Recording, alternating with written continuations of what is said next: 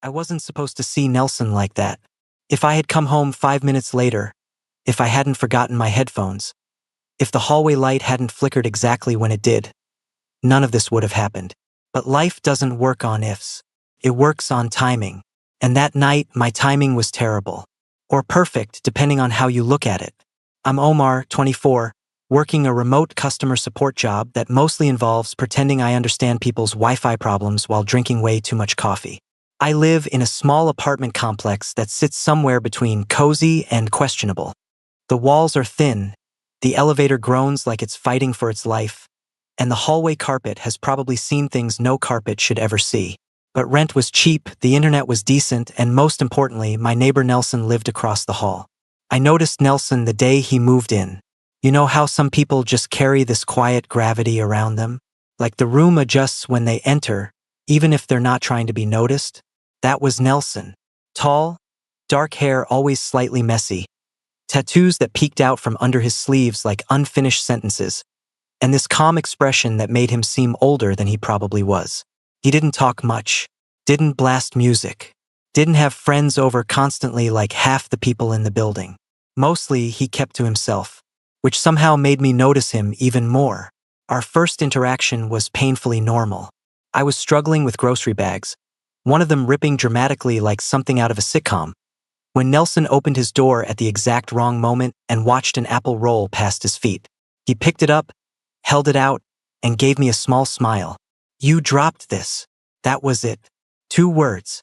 But his voice was low and warm in a way that lingered longer than it should have. After that, we settled into neighbor familiarity. The nod in the hallway, the occasional hey. Once, he helped me jumpstart my car in the parking lot without making it a big deal. Another time, I held a package for him when he was at work. We existed in each other's orbit without fully crossing into friendship. Still, I thought about him more than I should. Not in some dramatic rom-com way, just quiet curiosity, like wondering what music he listened to when no one was around, or what his life looked like outside the fragments I saw. And then there was the night everything shifted. It was a Thursday. I remember because Thursdays were my late gaming nights with friends, which meant energy drinks, yelling at strangers online, and absolutely wrecking my sleep schedule. Around 11:30 p.m., I realized I'd left my noise-canceling headphones in my car. Normally, I would have ignored it, but my teammates were already roasting me in voice chat. So I sighed, grabbed my keys, and stepped into the hallway. The building was quiet. That specific kind of late-night quiet where every sound feels louder than it should. My footsteps muffled into the carpet. The distant hum of someone's TV behind closed doors. The elevator rattling somewhere far above. I locked my door, turned, and froze. Nelson's apartment door was slightly open. Not wide, just enough to spill a thin strip of light into the hallway. I probably wouldn't have thought anything of it. Except Nelson was standing outside it, back turned to me, shoulders tense like he was bracing for something. And he wasn't alone. Mrs. Klein's door, the elderly woman 2 units down, was open too. My brain tried to make sense of the scene. Nelson stood halfway between the 2 apartments, holding something in his hands. Small, rectangular, package. Mrs. Klein wasn't there. The hallway light above flickered once, buzzing softly, and Nelson shifted like the sound startled him. That's when he turned. Our eyes met instantly, and whatever expression had been on his face disappeared so fast I almost thought I imagined it. "Omar," he said, voice quiet but sharp with surprise. I looked between him, the package, Mrs. Klein's open door, then back at him. "What are you doing?" The question hung there, heavier than I intended. Nelson didn't answer right away. He just stared at me, chest rising slowly, like he was deciding which version of the truth to offer. "I can explain," he finally said, which, in my experience, is never a reassuring sentence. I crossed my arms, leaning against my door. "Then explain." For a second, I thought he might brush it off, laugh, say something casual. But instead, Nelson glanced down at the package in his hands like it weighed far more than cardboard should. "She asked me to grab it earlier," he said. "Delivery guy left it outside. I was bringing it in." It sounded reasonable, completely normal. Except, then why does it look like you got caught doing something illegal? The corner of his mouth twitched despite himself. But the tension didn't leave his shoulders. "You're very observant, Omar. That's one way to put it." Silence stretched between us, not uncomfortable exactly, but charged. Like there was a second conversation happening underneath the words. Nelson stepped closer, lowering his voice. "I wasn't stealing it. I didn't say you were. But you thought it." I didn't answer, because he wasn't wrong. He exhaled softly, running a hand through his hair. "She's in the hospital," he said. "Mrs. Klein fell this morning. Her daughter called me." That knocked the suspicion right out of me. "Oh, yeah." He looked almost embarrassed, like being misunderstood bothered him less than needing to explain himself at all. The hallway suddenly felt smaller. "So you're just taking care of her place?" I asked. "Trying to." Something about that answer, simple, understated, settled warmly in my chest. I pushed off the door. "Well," I said, "now I feel like a jerk." Nelson smiled then. Not the polite neighbor smile. A real one. Soft, slightly crooked. Disarming in a way that made my stomach do something deeply inconvenient. "You're allowed," he said. "From your perspective, I did look suspicious." I laughed quietly. The tension dissolved, replaced by something lighter. More familiar, and yet different. Because now we were standing in a quiet hallway at nearly midnight, and I was suddenly very aware of the way Nelson looked at me. Not casually, not neighbor-like, just aware. "Well," I said, holding up my keys, "I was actually heading to my car." Nelson nodded, but neither of us moved. It was one of those strange pauses where leaving feels like the wrong choice, even if there's no logical reason to stay. "Omar," he said after a moment. "Yeah. Thanks for asking instead of assuming." I shrugged, trying to ignore the warmth creeping up my neck. "Don't make me regret that." His eyes held mine a second longer than necessary. "I won't." At the time, I believed him. I had no idea that catching Nelson in that hallway was only the beginning. I should have just gone to my car, grabbed my headphones, returned to my apartment, pretended nothing had shifted. But instead, I stood there like an idiot while Nelson adjusted the package in his hands and glanced back toward Mrs. Klein's apartment. "I was about to lock up," he said. "You mind?" "Yeah, of course." I stepped aside, watching as he moved with easy familiarity inside her place. He didn't hesitate like someone snooping. He walked straight to the small entry table, set the package down, turned off a lamp, and came back out, locking the door carefully. He handed me a spare key. "Her daughter left this with me." That small detail hit harder than it should have. Trust. Mrs. Klein trusted him enough to hand over access to her home. And I had assumed the worst in 2 seconds flat. When he finished locking up, he lingered close. Closer than usual. "You heading out now?" he asked. "Yeah." "Headphones." "Emergency." He huffed softly. "Serious gamer problems." "You have no idea." We started walking toward the elevator together. Felt strange. We'd lived across from each other for almost 8 months. But this was the first time we'd walked somewhere side by side like this. Usually it was passing moments, brief exchanges. Now the quiet didn't feel awkward. Felt intentional. The elevator arrived with its usual dramatic groan. We stepped in and the doors slid shut behind us. "What were you really thinking back there?" I glanced at him. "About what?" "When you saw me." He wasn't defensive, just curious. I hesitated, then sighed. "I thought you were stealing from a 78-year-old woman." He barked out a quiet laugh. "Brutal." "You looked guilty." I looked startled. Same thing. The elevator dinged at the lobby level, but neither of us stepped out immediately. "You always assume the worst?" he asked, softer now. I met his eyes. "No," I admitted. "Just sometimes."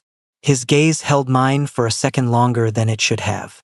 "Good to know," he murmured. We stepped out together into the empty lobby. The glass doors reflected us side by side, and for a weird second, I noticed how natural we looked standing there, like we'd been doing this for years. Outside, the night air was cool and quiet.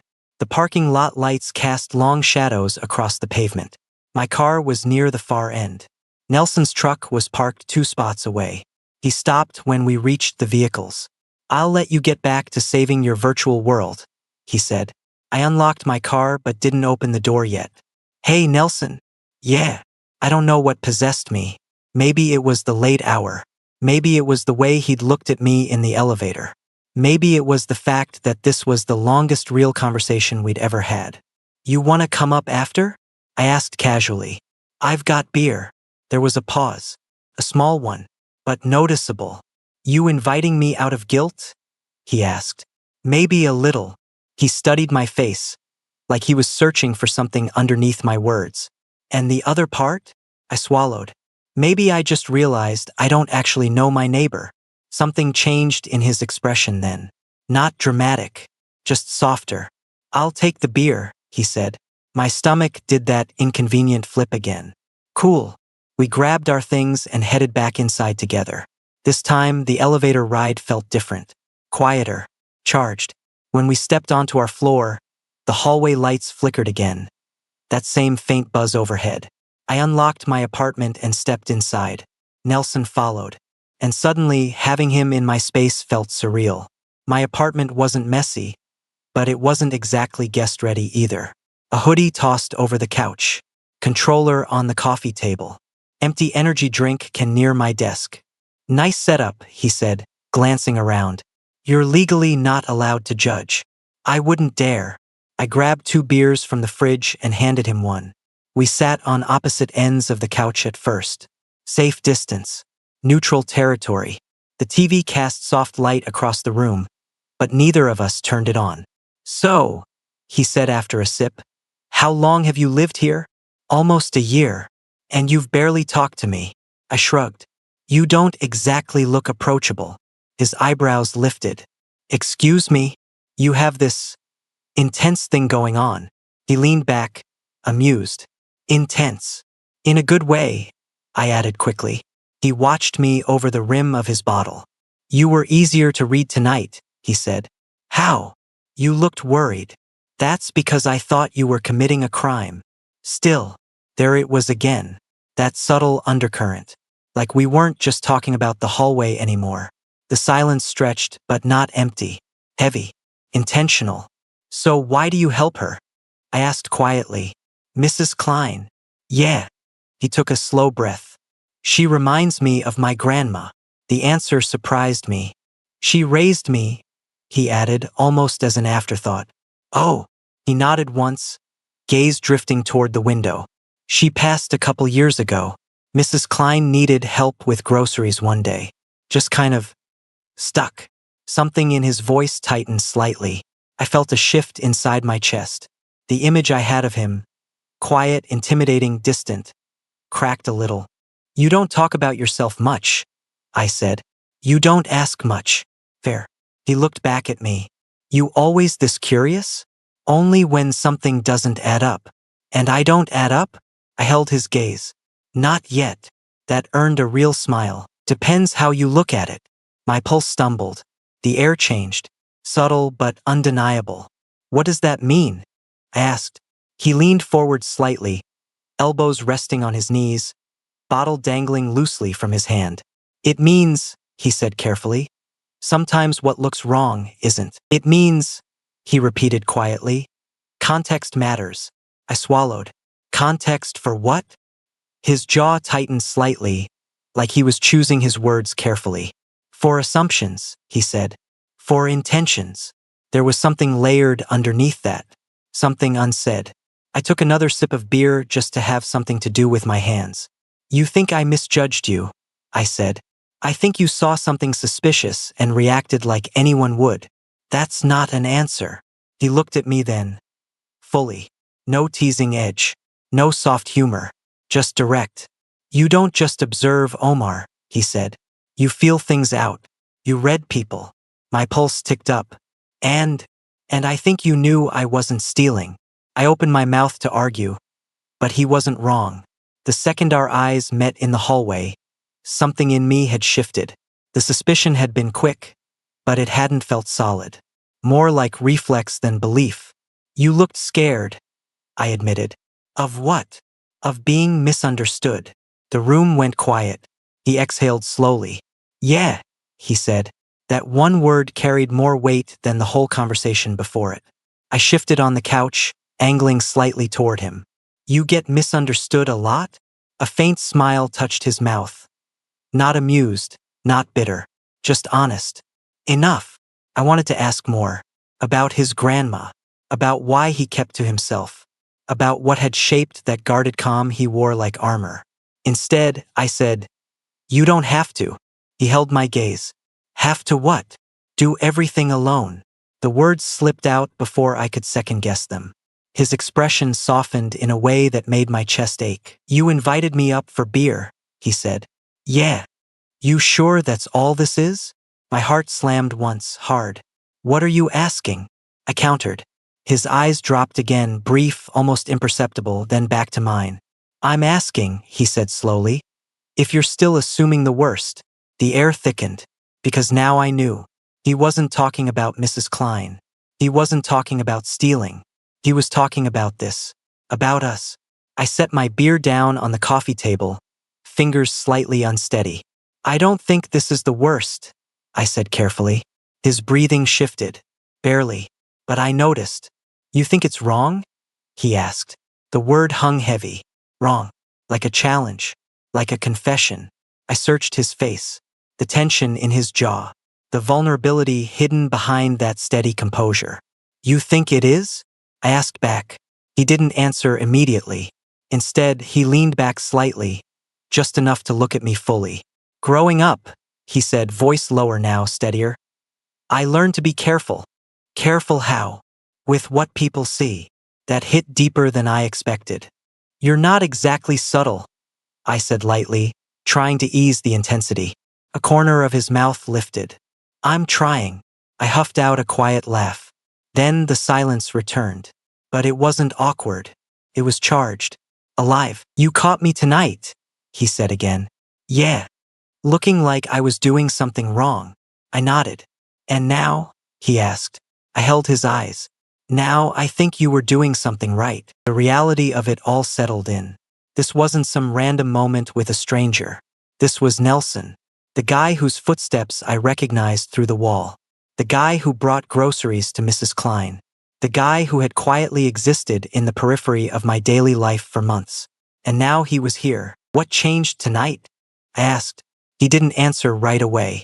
Instead, he looked at me with that steady, thoughtful expression I was starting to understand better. You saw me, he said simply. I've always seen you. Not like that. I frowned slightly. In the hallway, he continued. You didn't look at me like the quiet neighbor. You looked at me like a person you were trying to understand. The sincerity in his voice hit deeper than I expected. That's kind of how I look at most people, I said. Not everyone notices. I bumped his shoulder lightly. You're more noticeable than you think. That earned a soft huff of amusement. I spent a long time trying not to be. Something in my chest tightened at that. Well, I said gently, you're bad at it. He smiled at that, a real one, eyes crinkling slightly. Good, he said. The quiet stretched again, but this time it felt comfortable enough that I let my head tip back against the couch. So what now? I asked. That question lingered between us. Not heavy, just real. We don't have to decide everything tonight, he said. Relief flickered through me. Thank God. But, he added, I'd like to not pretend that didn't happen. Agreed. And I'd like to take you out. That caught me off guard. Out. Dinner. Coffee. Something that doesn't involve suspicious hallway encounters. I laughed. That sounds very normal. I'm capable of normal. Jury's still out. He nudged my leg with his. You in? I pretended to think about it for a second. Yeah, I said. I'm in.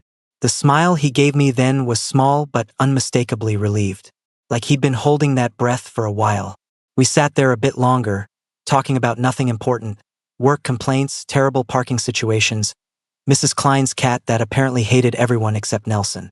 Felt easy, natural, like the awkward barrier that had existed for months had quietly dissolved. Eventually, I glanced at the time. Wow, it's almost 2. Your gaming friends are going to abandon you, he said. They already have. He stood, stretching slightly, and the movement pulled my attention in ways I tried not to analyze too closely. "Probably should let you sleep," he said. I stood too, walking him to the door. The hallway outside was silent again, the flickering light now steady. We lingered in my doorway, neither of us quite ready to end the night. "This was unexpected," I said. "Yeah, but I'm glad I caught you doing the wrong thing." His eyes softened. "Me too." Quiet pause. "Good night, Omar." "Good night, Nelson." He stepped across the hall, unlocking his door, and before going inside, he looked back. That same small smile. Then he disappeared into his apartment. I closed my door slowly, leaning against it for a second as everything replayed in my head. The hallway, the conversation, the kiss, the invitation. I caught my neighbor doing something I thought was wrong. But standing there in the quiet of my apartment, heart still racing and smiling like an idiot, it felt like I'd stumbled into something very right. The next morning, I woke up convinced I'd imagined half of it. That's how my brain works. If something good happens unexpectedly, it immediately tries to downgrade it into a dream.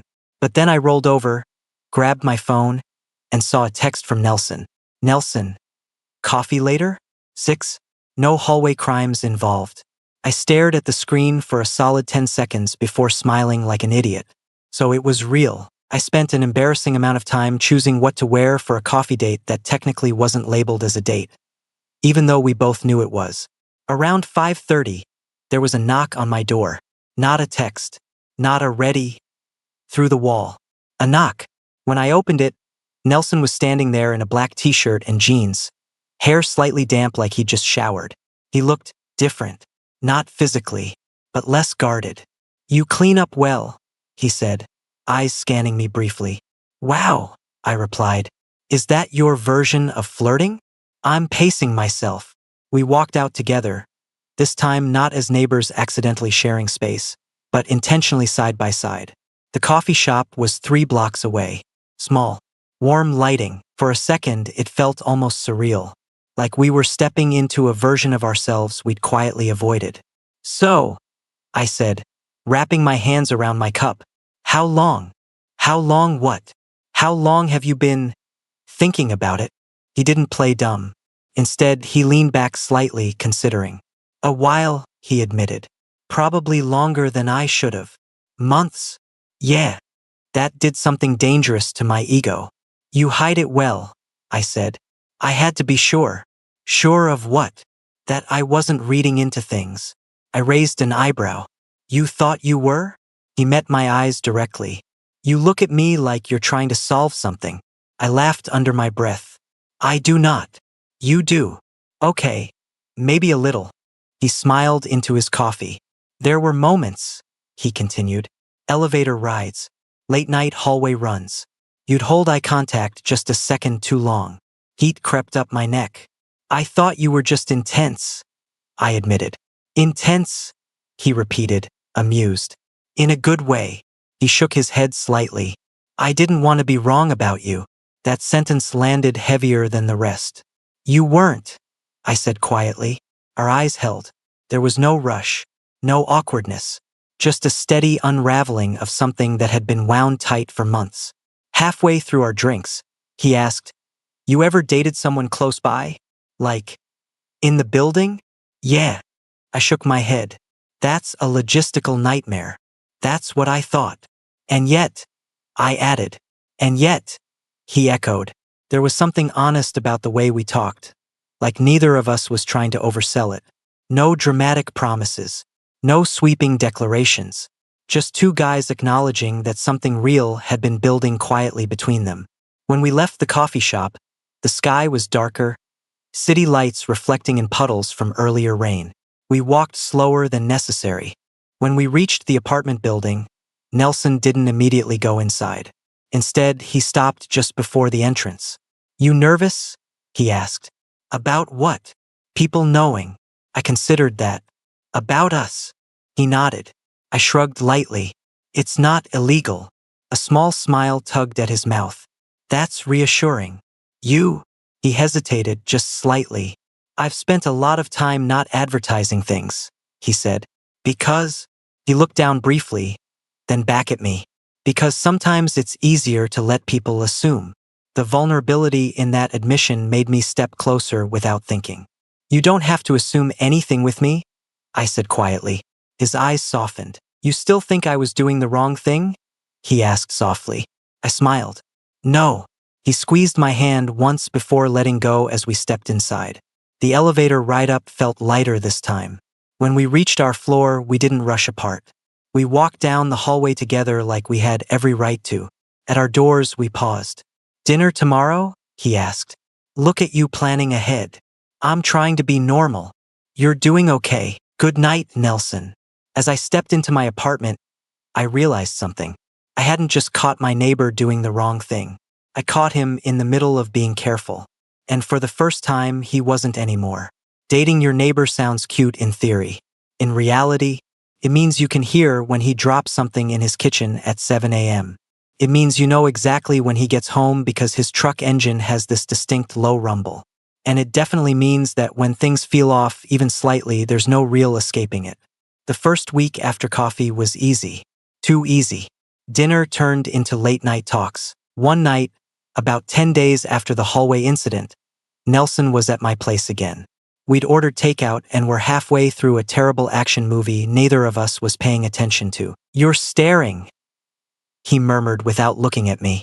I'm not. You are. I sighed dramatically. Okay, maybe I am. He turned his head slightly, eyes meeting mine. What? I hesitated, then said the thing that had been sitting in the back of my mind. You're different here. Different how? Softer. Bad thing? No, I said quickly. Just unexpected. He studied me carefully. You still waiting to catch me doing something wrong?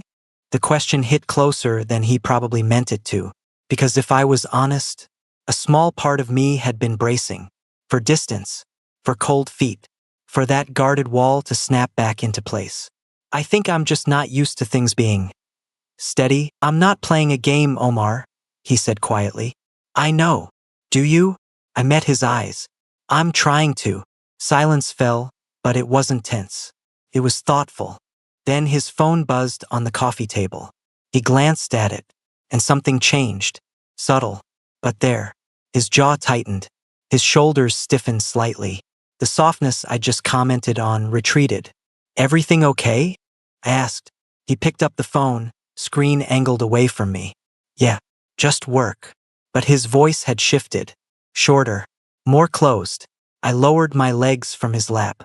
Nelson. He looked at me. Too quickly. It's nothing. You just went from relaxed to ready to fight in 3 seconds. A faint flicker of irritation crossed his face. Not at me. At himself. I said it's nothing. And there it was. That wall. Not slammed up. Just raised a few inches. I felt something twist in my chest.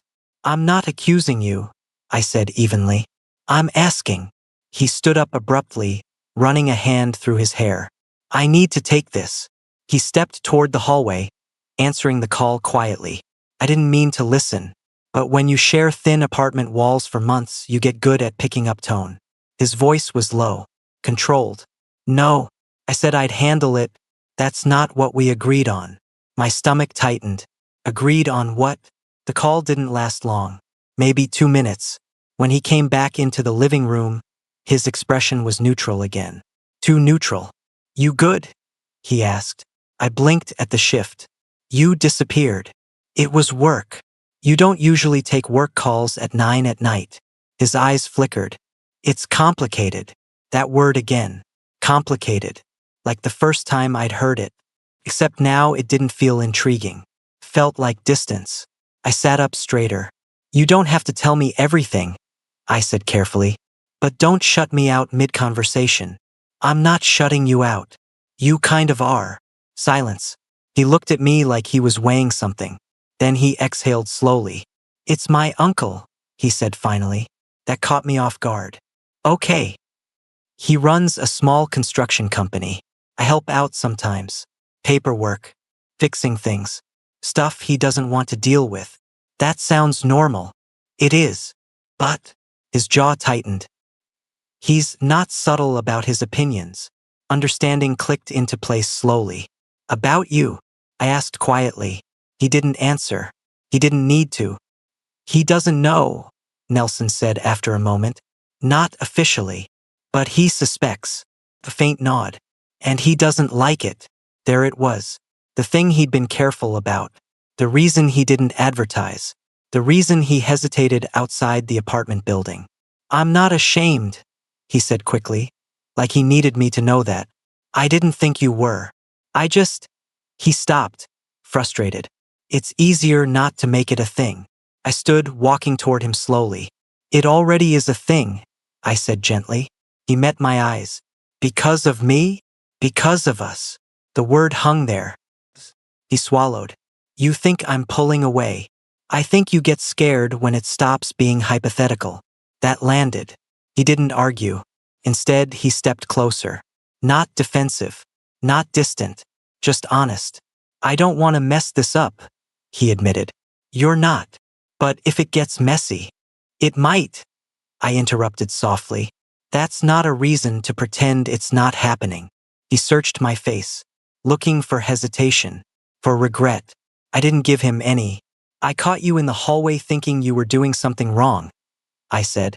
Turns out you were helping someone. His expression softened. Maybe, I continued. This just looks scary because it matters.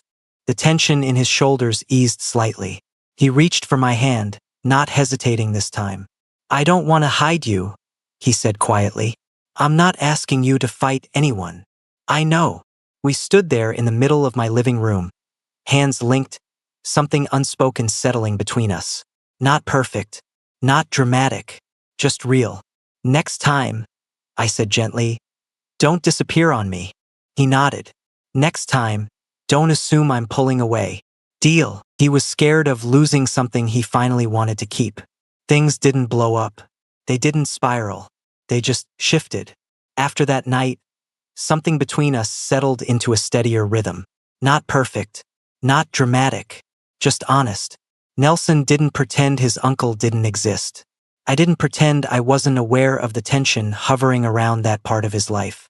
But it stopped feeling like a threat and started feeling like something we were navigating together. A few days later, I caught him doing something else I wasn't expecting. It was Saturday morning. I stepped into the hallway with a trash bag in one hand and nearly collided with Nelson standing outside Mrs. Klein's door again. Only this time, he wasn't holding a package. He was holding flowers. I blinked. You branching out into burglary and romance now? I asked. He looked over his shoulder, smiling slightly. She's coming home today. Oh, her daughter called. Thought the place could use something fresh. The flowers weren't fancy.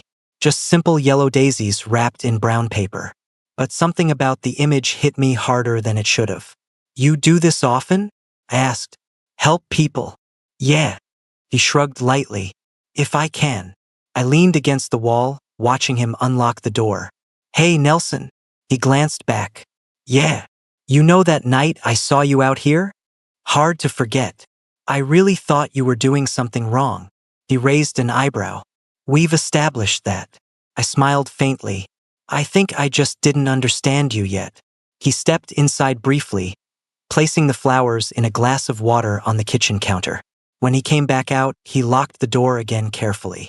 And now? He asked. Now I think you just don't like being watched. He studied me for a second. That's not entirely wrong. Why? He leaned back against the wall across from me, mirroring my posture. When you grow up in a house where people are always waiting for you to mess up, he said quietly, you learn to keep things close. The honesty in his voice caught me off guard. Your uncle? I asked. Among others. I didn't press further. Instead, I stepped closer, lowering my voice. I'm not watching you to catch you slipping. I know. Then why do you still look like you're bracing sometimes? He hesitated, because he knew I was right. I guess, he said slowly. I'm not used to someone sticking around once they see everything. That hit deeper than he probably intended. Everything, I repeated. The quiet parts, the complicated parts, the not so easy to explain parts. I held his gaze. You think I'm here for the simple version of you? He didn't answer immediately, which was answer enough. I reached for his hand. Not in some dramatic gesture. Just steady. Nelson, I said softly, I caught you doing something I thought was wrong. He gave me a small smile. Yeah. And every time since then, you've just been decent. His smile faded into something more serious. You make that sound rare. It kind of is. The hallway light flickered again overhead, casting brief shadows across his face. You're not wrong to be careful, I continued. But don't confuse careful with hiding. He exhaled slowly. I don't want to hide. Then don't. Footsteps echoed from the stairwell at the end of the hall. Mrs. Klein's daughter appeared first, followed by Mrs. Klein herself, moving slowly but steadily with a cane. Nelson immediately stepped forward. Welcome back, he said gently. Mrs. Klein beamed at him. You kept my plants alive? Mostly. She laughed, patting his arm. I watched the interaction quietly, the way he adjusted his pace to match hers. The way he didn't make a big show of helping, just did it. And something settled fully in my chest right then. I hadn't caught my neighbor doing the wrong thing. I'd caught him in a moment of vulnerability. In the split second before he knew how I'd interpret him. And instead of shutting me out after that night, he let me in. Later that evening, we sat on my balcony, city lights blinking below us. You know, I said, resting my elbows on the railing, if I hadn't forgotten my headphones that night. Yeah? He asked. I don't know how long we would have kept pretending. He stepped up beside me. We were terrible at pretending. True. He nudged my shoulder lightly. You always this observant? Only when it matters. A comfortable silence settled between us. Then he said quietly, I'm glad you asked instead of assuming. I looked at him. I almost didn't. Why did you? I thought about that. About the split second in the hallway. The way his face had looked, not guilty but caught off guard. I think, I said slowly, I wanted to understand before I judged. He held my gaze. That's not something everyone does. I smiled faintly. Well, guess you picked the right neighbor. He laughed softly. And then, more seriously, I'm not perfect. I didn't sign up for perfect. I've got baggage. Everyone does. He studied me like he was still trying to find the catch. I'm serious, Omar. So am I. The city hummed below us. Cars passing. Distant sirens. Normal life moving forward. You caught me doing the wrong thing, he said. I shook my head gently. No, I corrected. I caught you being human. His expression shifted at that. Not guarded. Not careful. Just us. Standing on a small balcony in a slightly questionable apartment complex. Knowing that sometimes the thing that looks wrong at first glance is just a story you haven't heard yet. And I'm really glad I stayed long enough to hear his.